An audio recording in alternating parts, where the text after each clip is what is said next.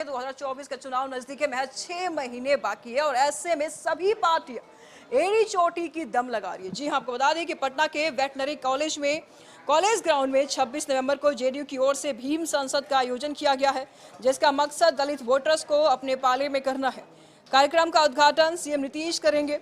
Party ने दावा किया है कि इस कार्यक्रम में 1 लाख लोग पहुंचेंगे। तो मंत्री अशोक चौधरी ने सीएम नीतीश के दलितों के लिए किए गए कामों को गिनवाया। उन्होंने कहा कि दलितों के लिए जितना नीतीश कुमार ने किया है उतना किसी दलित सीएम ने भी नहीं किया होगा। एससी एसटी के 40 करोड़ के बजट को 2000 करोड़ तक पहुंचा दिया है। तो हम आर्थिक, राजनीतिक और सामाजिक परिस्थितियों को देखते हुए ऐसे 94 लाख परिवारों को चिन्हित किए जिनके पास न घर है न कोई नौकरी, जो गरीबी रेखा से नीचे है। तो इन सब बड़े जो काम हुए हैं, तो नेता के मनोबल को बढ़ाने के लिए, इस दलित प्रेमी मुख्यमंत्री के ताकत को मजबूत करने के लिए, और जो ये फिरकापरस्त ताकतें हैं जो संविधान के खिलाफ, आरक्षण के खिलाफ बोलते हैं, उनके साथ एकजुटता का प्रदर्शन करने के लिए ये भीम संसद का आयोजन किया जा रहा है।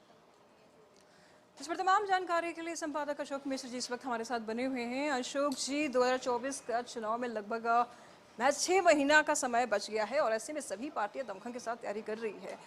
पहले जातीय गणना, उसके बाद से आरक्षण, विशेष राज्य की दर्जा की मांग, अब भीम संसद का आयोजन। क्यों जरूरी है भीम संसद का आयोजन? देखिए, 2024 के लोकसभा चुनाव में नीतीश कुमार ने संकल्प लिया है बीजेपी को बेदखल करने का, यानी कि विपक्षी दलों ने। और यही वजह है कि एक तरफ जहां बीजेपी नीतीश के वोट बैंक में सेंधमारी कर रही है, यानी कि लव कुश के वोट बैंक में आपने देखा होगा उपेंद्र कुशवाहा, सम्राट चौधरी समेत कई ऐसे बड़े नेता हैं जो कभी नीतीश के साथ हुआ करते थे और लव कुश को मजबूत करने में उनका विशेष योगदान था। लेकिन आज समय बदला है और उन्होंने नीतीश का साथ छोड़ दिया है। वैसी परिस्थिति में बीजेपी एक तरफ जहां लव कुश समीकरण को की काट में लगी है, तो दूसरी तरफ महागठबंधन के जो नेता हैं और खास करके जदयू दलित वोटरों को अपनी ओर आकर्षित करने में लगी हुई है और वो दलित वोट बैंक में सेंधमारी कर रही है। चूँकि ये दलित वोट बैंक माना जाता रहा है कि अभी एनडीए के साथ है।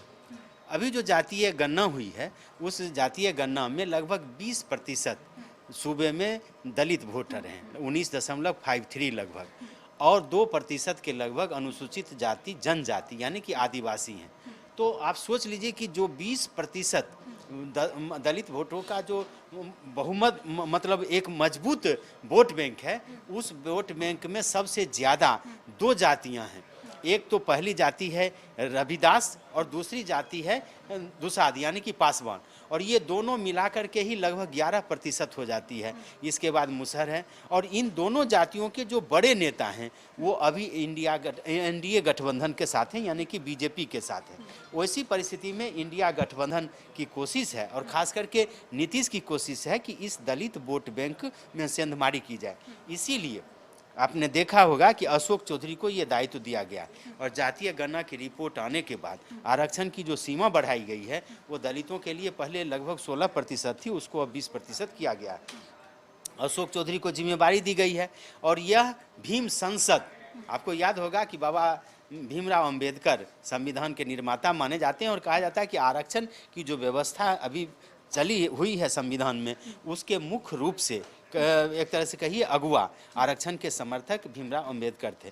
तो भीम संसद के नाम से कार्यक्रम आयोजित कर रही है जदयू, और वो भी परसों यानी कि 26 को वेटनरी ग्राउंड में। इसमें समूचे सूबे में घूम घूम करके अशोक चौधरी और उनकी टीम ने प्रदेश के दलितों को आमंत्रित किया है और उस दिन जदयू के नेता यह दिखाने की, अपनी ताकत दिखाने की कोशिश करेंगे कि दलितों का बहुत बड़ा तबका जो है या दलितों का जो वोट बैंक है वो उनके साथ है, यानी कि नीतीश कुमार के साथ है। और यही वजह है कि जैसा कि आपने बताया कि अशोक चौधरी ने जो बात कही है, उनके मुताबिक कोई दलित नेता भी दलितों के लिए इतना कम नहीं किया जितना कि नीतीश कुमार ने किया। आपको याद होगा कि नीतीश जब 2005 में आए थे सत्ता में, तो उन्होंने सबसे पहले क्या किया था, दलित और महादलित में विभाजन किया था और उसमें पासवान जाति को अलग करके से सारी जातियों को दलित महादलित बनाया में रखा था।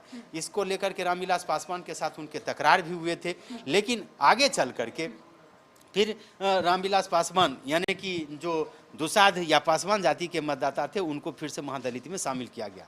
सियासत है, अभी दलितों की बात करें तो पशुपति कुमार पारस, चिराग पासवान, जीतन राम मांझी जैसे नेता आप देखिए कि एनडीए के साथ हैं।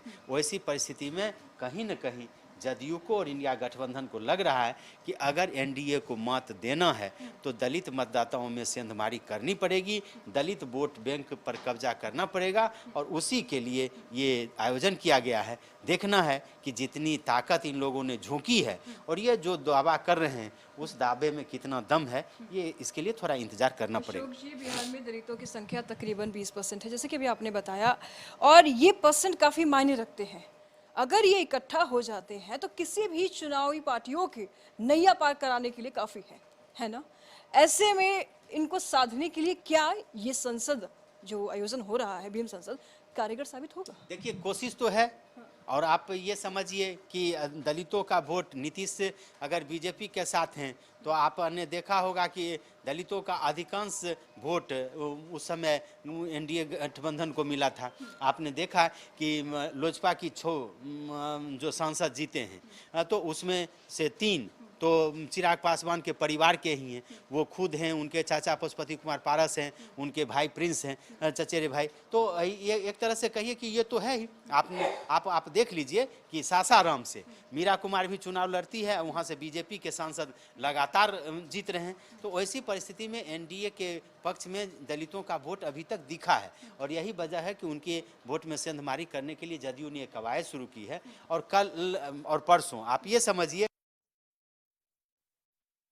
अब बीजेपी ने भी ये आयोजन किया है, आप आरजेडी ने भी ये आयोजन किया है, लेकिन जदयू ने इसकी व्यापक तैयारी की है और इसका मुख्य मकसद यही है कि दलित मतदाताओं को जदयू की झोली में लाना, इंडिया गठबंधन की झोली में लाना, ताकि जो माना जा रहा है कि दलितों का एक मुश्त वोट एनडीए गठबंधन को मिलता है उसमें सेंधमारी की जा सके। बिल्कुल अशोक जी, तो आरजेडी की क्या कुछ तैयारी है दलित वोटरों को साधने के लिए और बीजेपी की क्या कुछ तैयारी है दलित वोटरों को साधने के लिए, इस पर भी हम आपसे चर्चा करेंगे। 24 का चुनाव नजदीक है और ऐसे में सभी पार्टियां पूरी तरीके से एड़ी चोटी की दम लगा रही है, क्योंकि एक भी वोट छूटना नहीं चाहिए और ऐसे में कोशिश पूरी है। तमाम जानकारी के लिए हमारे साथ संवाददाता अशोक मिश्र जी हैं, इनसे जानेंगे कि देखिए जेडीयू ने तो भीम संसद का आयोजन कर ही रखा है, 26 नवंबर का इसका आयोजन होगा, लेकिन आरजेडी और बीजेपी की इसमें कितनी तैयारियां हैं ये भी जानते हैं। अशोक जी, जेडीयू की बात हमने कर ली, इसमें आरजेडी और बीजेपी की तैयारियों की भी आपने जिक्र किया। सवाल ऐसे में अशोक जी ये भी उठता है कि ठीक है, एनडीए के पास तो जीतन राम मांझी का चेहरा है,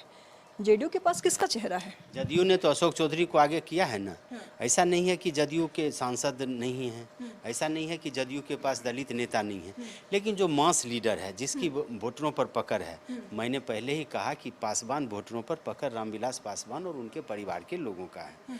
अगर रविदास की बात करें तो माना जाता था कि जगजीवन राम, स्वर्गीय जगजीवन राम का परिवार है, लेकिन मीरा कुमार लगातार चुनाव हारती रही हैं और वहाँ से बीजेपी का उम्मीदवार जीतता रहा है। तो ऐसी परिस्थिति में कह सकते हैं कि उनकी वोट पर पकड़ नहीं है। बीजेपी के पास कई बड़े चेहरे हैं और बीजेपी के पास अपना जो चेहरा है ही, आप देखिए जनक चमार का नाम आपने सुना होगा, वो हैं बीजेपी के ही हैं। चिराग पासवान, पशुपति कुमार बीजेपी के साथ हैं, जीतन राम मांझी बीजेपी के साथ हैं। तो बीजेपी के पास अपना चेहरा भी है और बीजेपी के पास सहयोगी गठबंधन के नेता भी हैं। जदयू के पास या आरजेडी के पास इसकी कमी है। कमी इस महीने में है कि विधायक हैं, सांसद हैं, लेकिन दलित जो मतदाता हैं या उनके जो स्वजातीय लोग हैं उन पर उनकी पकड़ कमज़ोर है, इसीलिए पार्टी को आगे आना पड़ा। आपने जो सवाल पूछा बीजेपी ने क्या तैयारी की है, बीजेपी ने भी कल तैयारी की है दलितों को एकजुट करने के लिए, आरजेडी ने भी तैयारी की है। आप ये समझ लीजिए कि तैयारी सब की है, लेकिन जदयू ने व्यापक तैयारी की है। व्यापक तैयारी का मतलब है कि जदयू रैली कर रही है दलितों की, ये नाम है इसका भीम संसद, लेकिन जदयू ने 1 लाख से 1.5 लाख लोगों के आने का दावा किया है। वेटनरी कैंपस में यानी कि उसको बुलाया जा रहा है, सारी तैयारियां की जा रही है, तो निश्चित रूप से उस दिन अपनी ताकत जदयू दिखाना चाहती है। जिस जदयू के बारे में यही दलित नेता, चाहे जीतन राम मांझी हों, पशुपति कुमार पारस हों, चिराग पासवान हो, जो आरोप लगाते रहे हैं कि जदयू 3 नंबर की पार्टी है और नीतीश कुमार का जनाधार घटा है, तो वो दलितों में कितना जनाधार है नीतीश का, यही दिखाने की कवायद जदयू ने की है। इसीलिए व्यापक तैयारी की जा रही है।